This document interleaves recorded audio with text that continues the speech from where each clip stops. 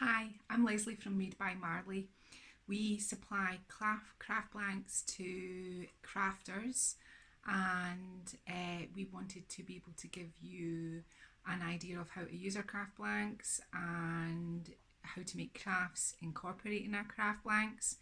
Um, we are based in Scotland, beautiful Scottish borders, where we have a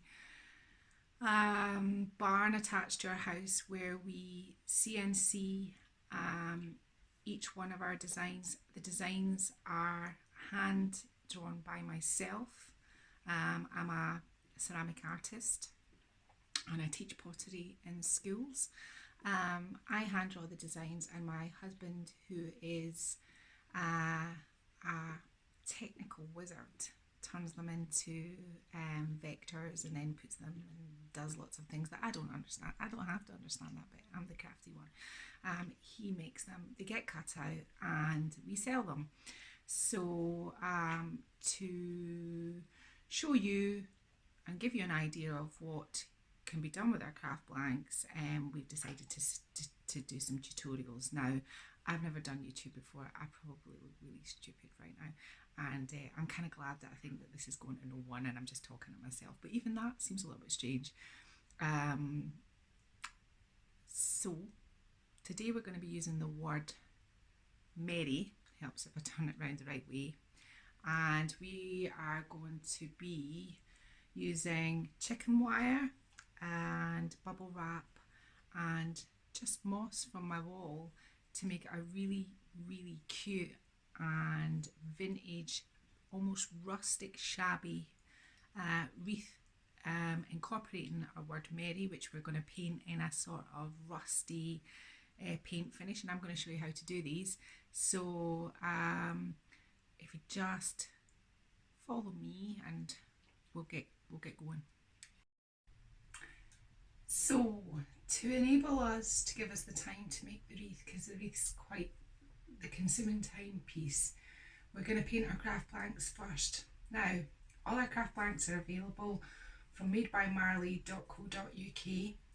We sell them on Amazon and we sell them on eBay, and they're all perfect pieces to just finish off a project or a make that you've been looking for, that specific piece. Because Martin and I are both makers, we have kind of identified things that people might want to use. So I certainly, quite a lot of the designs that I've been looking at and drawing, I think are things that I've looked for in the past but haven't been able to find.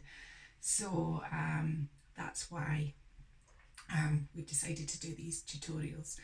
They're not laser cut, which means they don't have the dark brown edge. They're much thicker than laser cut craft blanks, so they are much more substantial. They're solid and they're really good quality. So we're going to paint our craft blank first. So let's get on and do that in a rusty sort of style. So we're going to start with putting our rusty paint effect on our words. Now, I'm sorry the words are backwards, merry's backwards, but take it from me when it isn't backwards, it's the camera.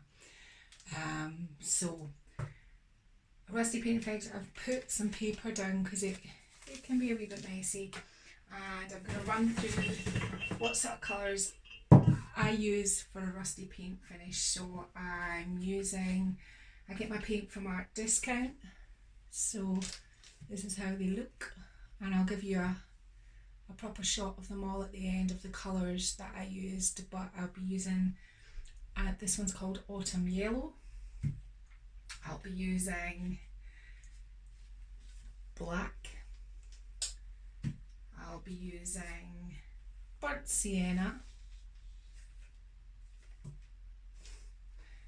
and burnt umber. These are the colours that I'll be using today. These are really good value paints. They're a good acrylic. They're good quality, and I like them, so that's what I use. I've got an old plate to mix my colours in, and I'm just going to start. Sorry about the noise. Oh, that's quite a lot. I don't going to start by mixing a sort of orangey sort of colour. Try not to make this one make so much noise.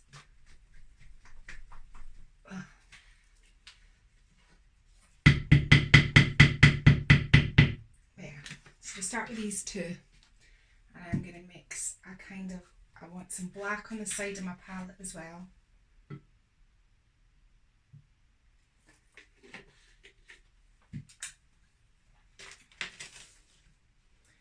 I'm going to mix some of the burnt sienna and the autumn yellow together to make a kind of orange. And the first thing we're going to do is, when you paint anything that's MDF, you need to give it a base. You need to seal the wood with all the best will in the world, although Martin and I sand all of our blanks, personally sand them. We don't have somebody that sands them for us. There's always the kind of little fluffy bits that you need to seal your MDF. So start by mixing a sort of rusty yellow, but sometimes just use a nice thick sort of stippling brush, and sometimes just put a little bit more of the yellow than you do the brown when you mix your colours, so that it's a kind of, think autumn leavesy sort of colours at the moment. Make sure you get your edges. I'll give you a close up to that, because you've got to seal the whole piece with one coat of colour. So I'm just going to quickly crack on with this. Now you're going to take a lot more time and effort over this than I am, but I'm trying to get this done so that we can make the so that this is dry for when we go to put the whole thing together.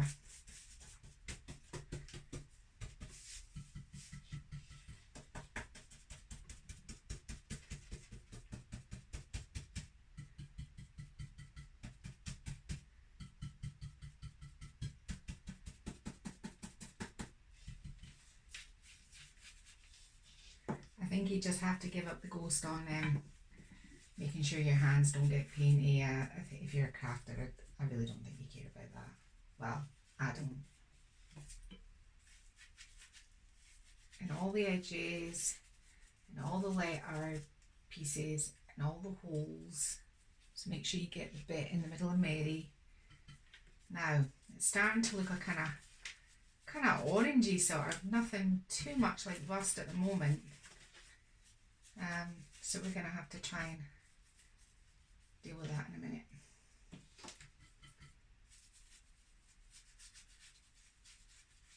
And then all the bits. I'm using it's a Rust-Oleum furniture brush. Please don't judge me on my brushes. My brushes are really well used, and I do look after them, but this is the result of a brush that's been well loved and used. Now, nearly there.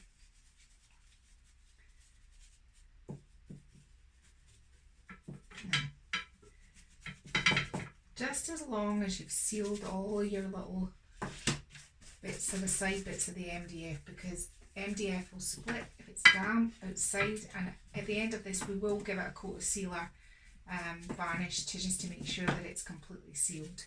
So this is where we're at.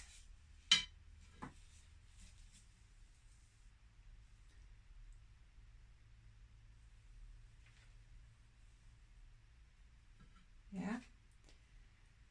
Now, what I'm going to do now is I'm going to start bringing introducing some black, because think of rust.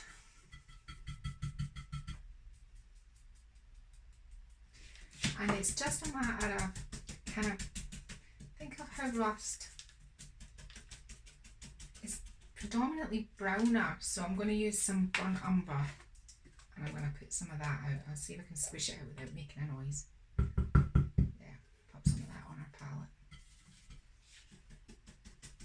So you're mixing some blacks, some burnt umbers, and you're trying to build up as much texture onto your piece of wood, because think of rust gets thick in different sections. Like, it's not all thin, and you know, like there's loads of texture and it becomes rough to touch.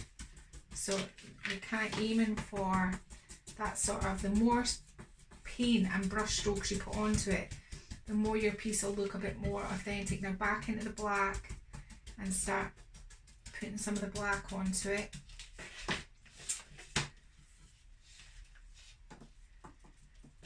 The trick is to kind of blend it. You don't want to end up looking like a tiger. You don't want stripes. You want it to be, and remember those all important edges. Now, I've put texture on pieces to make them look rusty before in lots of different ways.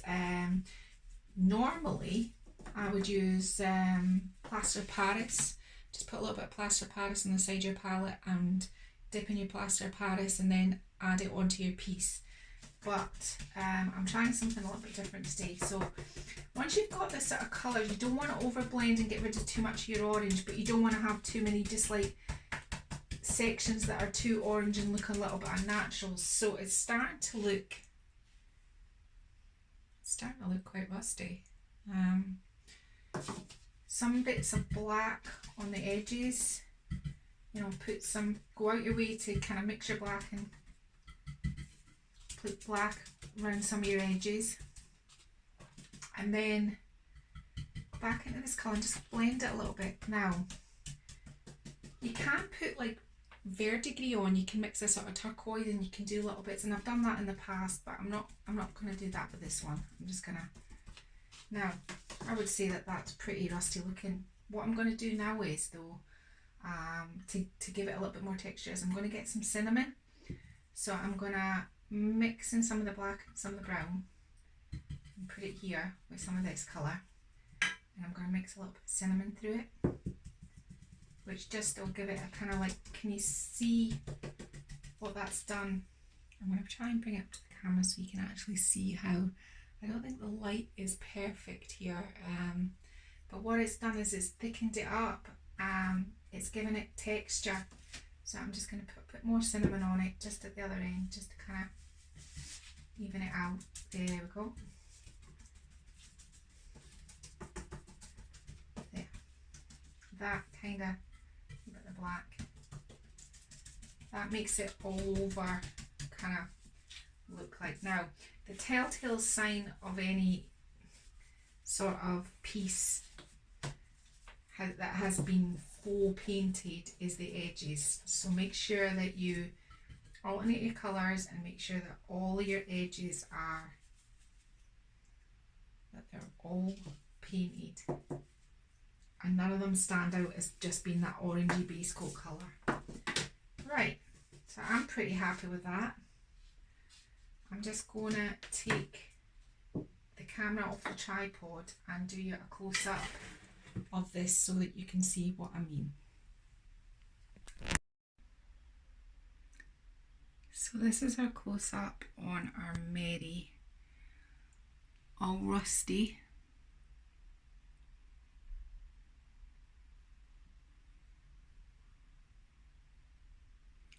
It's got some fab sort of texture in there. If you can see where I've added, I don't like this bit here, it's a bit orangey, so I'm going to just fix that in a minute. But apart from that, that's your piece, that's your Mary painted.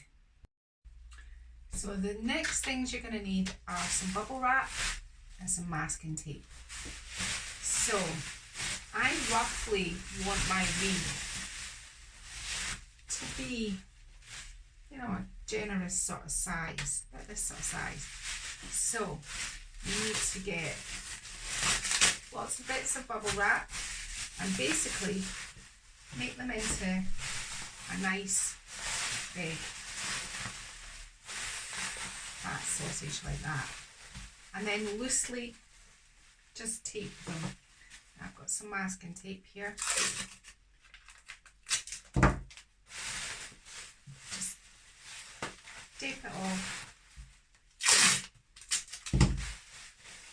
Just a few sections along the line. So one in the middle, one at the other end, and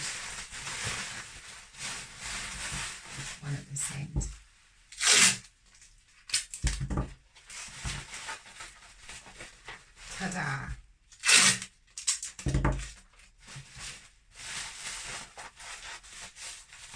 Now you have a fat sausage, which doesn't look anything like at the moment a Christmas wreath, but the magic is going to happen.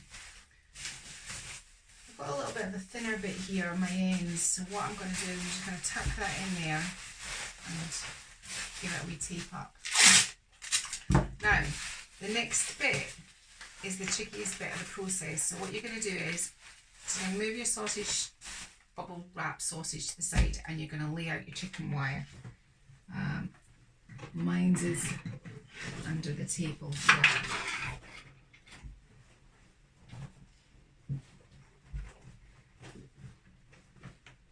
Now you're going to definitely want, if I can get this from it, it's stuck to the table.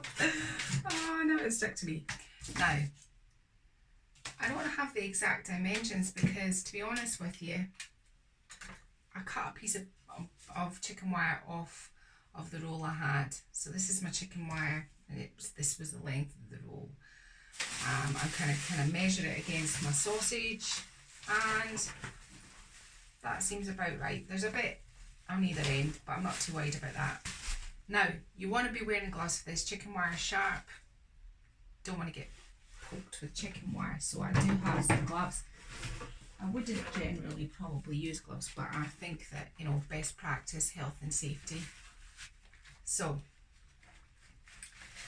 I also, before I started this tutorial this morning, went out to my garden wall and I grabbed a great big trug of moss off my wall. Just picked it off my wall as it was. It tends not to have too many beasties, but I let it sit for a bit for those that were living in there and wanted to suddenly go and find another home. So it's been sitting, I've got the moss, and what you're going to do now is, and this is the messy part, along your sausage or chicken wire, you are going to start layering the moss. Now you can't see me yet, I'm not on camera, but I'm coming up. There we go, more moss. And moss.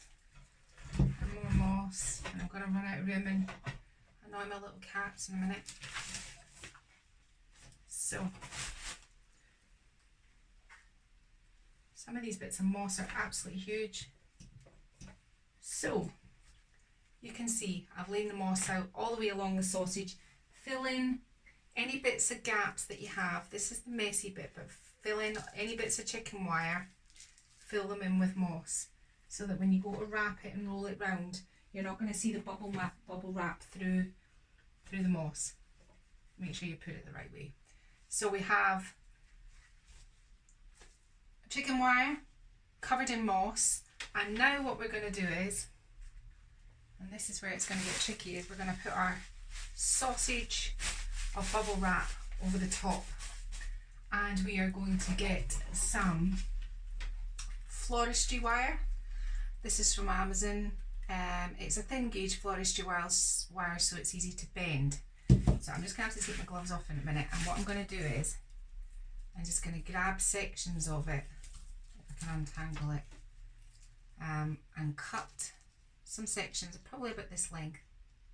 Don't know if you can see that. There you go.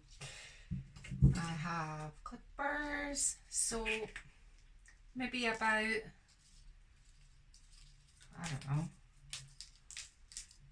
6 or 7 of these. Just cut them off. Big knot in my chicken wire there. In my floristry wire. Cut that out and use it later. Look at my hand. So I've cut off some sections of wire ready to roll the sausage. Did you ever do Swiss rolls in home economics? I would like to say it's like that, but it's not. Right, so you should really put your gloves back on right now, but I'm not gonna. So you're bringing your sausage round and you're pulling it tight, and you are attaching your fine gauge floristry wire pulling tight and twisting. Now this is kind of complicated and I hope you can see what I'm doing. So the next bit is you're just doing the same thing. Now you can be clever and just literally twist the chicken wire round, but it's a bit harder to do that. Try and kind of mesh your chicken wire through and make little hooks. This bit here isn't going to work, so I'm going to use the tail off my last piece of chicken wire, floristry wire, and I'm going to attach that round and I'm going to twist it, and I'm going to fold that bit down. You don't want lots of spiky bits sticking up, so are you getting this sort of general gist? The next bit we're going to do is I'm going to move my little cats because they're going to get bumped up. Put them in the flower box just now.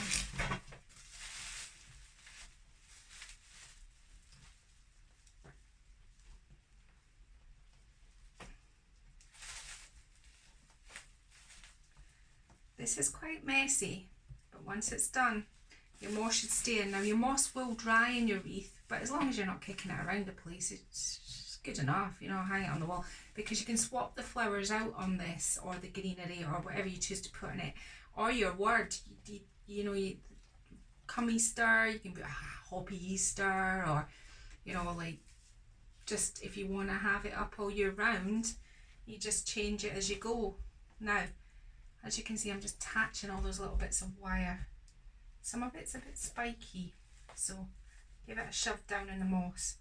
I am going to flip this around to this side. Whoops. A bit fell out my sausage. Don't want that. I've got it going halfway up the window now.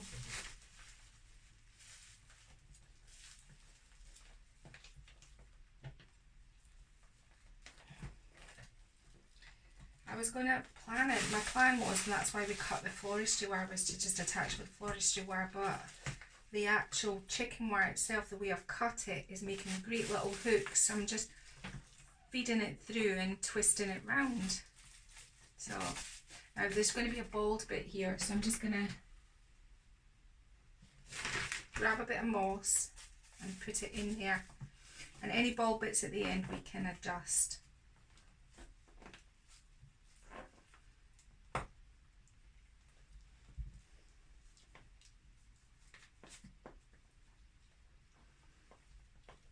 At the moment, leave the ends kind of with the chicken wire open because we're going to attach both ends. So this is where it gets a little bit tricky. You have to kind of bend it and get it into a wreath sort of shape. Make sure any bits of your chicken wire are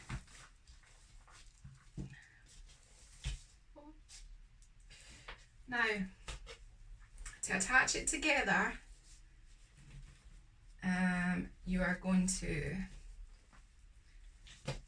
kind of bend one end in, like so, and then kind of fit it into, oh, there's a wee beastie there, fit it into the other end, and then using your other bits of wires. And now I really do think at this point in stage we do need gloves, because it is quite spiky. Okay,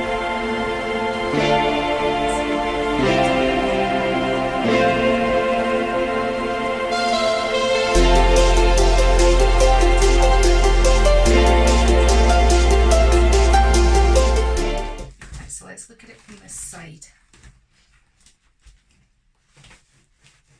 So we have a nice fat, chunky, rustic wreath. Now, as the moss dries out, it becomes browner and less green, and it really does add to the kind of rusticy bit. Now, flip it back over, because your black bit is the bit that's going to need some work. Now, what I'm going to do is, I'm just going to take some moss, and this where I'm joining it, I'm just going to chuck some moss in there to fill that out. squeeze it in. And there's a couple of other wee bits that are a wee bit bald, so I'm just going to shove a bit in there and a little bit. Now this is the back and nobody's going to see it, but you know, if you're going to do it right. There's another wee baldy bit here. I hope there's no bald people watching. I love bald people, just in case you think I'm being baldest. So we have it. We have a lovely, round, thick, perfectly formed wreath. There's another bit in there. That's the joiny bit. Just going to plug another bit in there because you really want it to look as full as possible at that join to match the circumference of the rest of it. You don't want a skinny bit. Right, so you've got your wreath. Ta-da! Now I'm going to stop the camera and I'm going to clean up a little bit because, or am I? I don't know. I'm going to get a little bit of this flourish jewel and I'm just going to, where the join is, I'm just going to secure it a little bit more. Oh.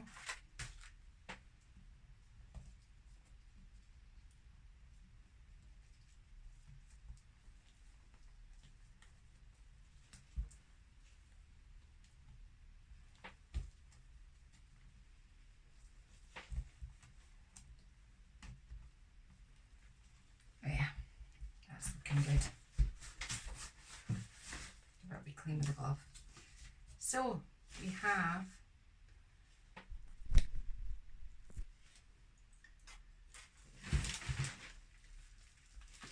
one chunky wreath that will keep outside, or you can just hang them on your wall inside and they'll just dry. The moss will just dry.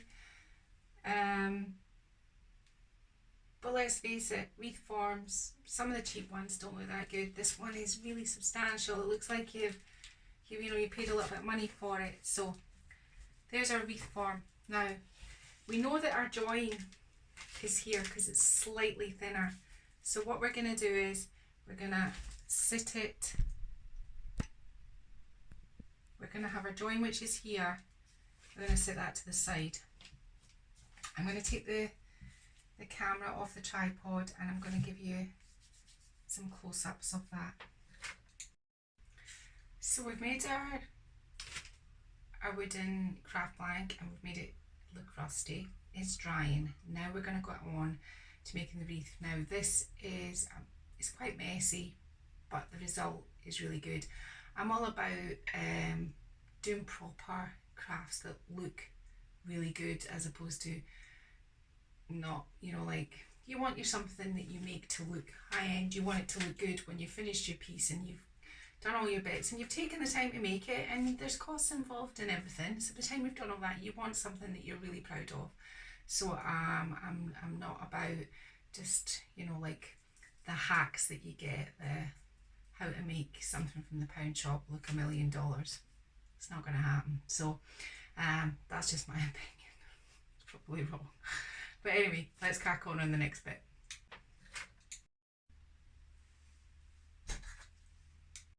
Okay, so here's the wreath. Here's the thin bit that I was telling you about, the bit where we put it together, and I'm going to slightly, oh there's a leaf in there, I'm going to off centre my Mary. I don't want it going straight across, but you can have it any way you want. It's you that's making your wreath. But I'm going to have it going across here, but I'm going to have it slightly above this bit here, because how I'm going to cover that is probably with some greenery and a pine cone. So I'm thinking about here, you want it going across. There's a little bit of varnish in there that I don't want. Now, the good thing about using the chicken wire is you can tuck it in it, tuck it through the holes so that it stays like so. And you don't have to use any glue. And this is what I'm saying, you can reuse these again, time and time again. Now it's secured here and here and here, but it's a bit wobbly here. So I'm going to get a little bit of the floristry wire that I had, and I'm just going to thread thread a little bit through the chicken wire and just do a little kind of pull around there. Just to keep it tight. Now,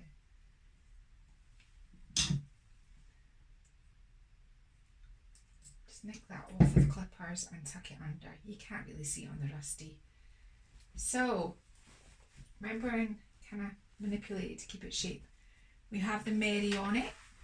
We know that this is our join here and we're not enjoying that too much. So let's start by putting some nice greenery. Again, because the wire, now you can hot glue gun this in, but I don't know why you'd want to, because you can bend your picks up around your wire to secure them like that. Actually, John, I'm going to take this back out because there's a bit of white here that isn't very nice, so we'll just cut that off with the clippers there so that you can't see that, and the floristry tape will just kind of, hopefully by the time it's poked in there you're not going to see where it goes anyway. So we're going under the Mary and through the chicken wire like that, and then just fluffing that out a bit. So that's the first bit on. I'm going to get the piece of eucalyptus and I'm going to do the same thing, threading it through until it's nice and thick, and then probably I'm going to sandwich those berries like that, and I'll give you a close-up of that. So that's that piece there, and you can see where I've threaded it through. Right, so the top piece, this bit, where the other bit. So think about your design, you can cover the whole thing in greenery. You don't have to do what I'm doing, it's just that I think I was looking for something quite classy, quite kind of rustic and soft looking. I mean, don't get me wrong, there will be tutorials that you can go crazy at, but this one is just, it's tasteful. We'll start small and we'll go as we go. Jam those through the chicken wire. The chicken wire holds it really nice and tight like that. So you've got your greenery up there, your greenery down there. Now remember, kind of symmetry. If you're doing something down here, then do it up here as well, and that balances anything that you do out. Don't just stuck it all down here or chuck it all up there. It has to have some sort of symmetry, and so that's our symmetry. We've got our greenery here, and I think what I'm going to do is I'm probably going to add these berries, but I'm going to have to cut them a bit shorter. So just get the loppers out and cut them. Poke it through, because remember you have the bubble wrap and the moss, which is making it quite, but you have to make sure that it's really kind of snugly put in, because if there's a wind and you want to put this outside, you have to be mindful that well, especially in Scotland, I don't know where, if you get wind, where everybody gets wind, but I mean, I don't know how windy it will be where you are, but it's really windy here sometimes, so there you go. So you're having that there, and some berries with it, I think.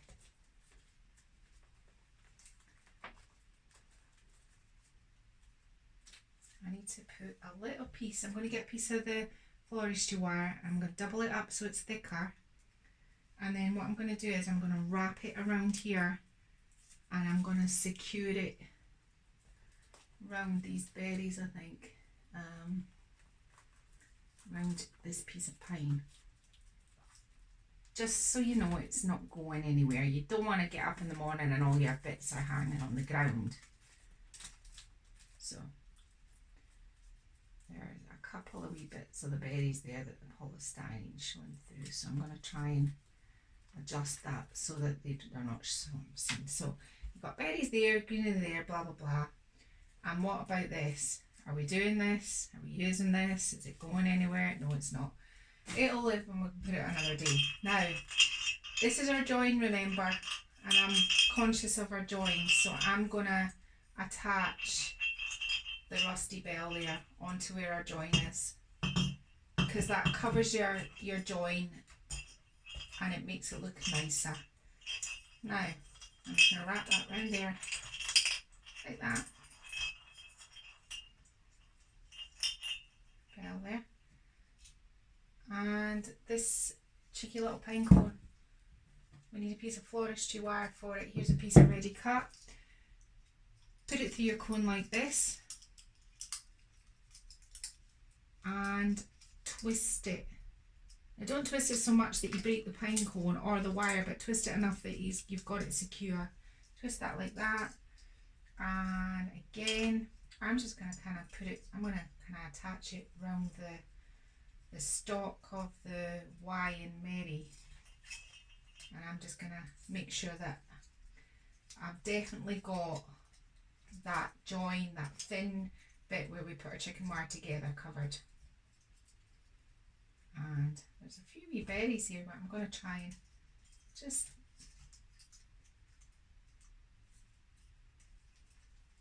wrap that around there.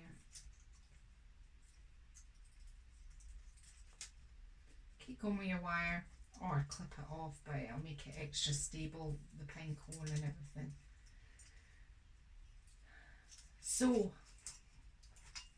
we've got our bell, we've got our berries, we've got our fir, we've got our Mary, we've sealed our craft blank, and pretty much that is the finished piece.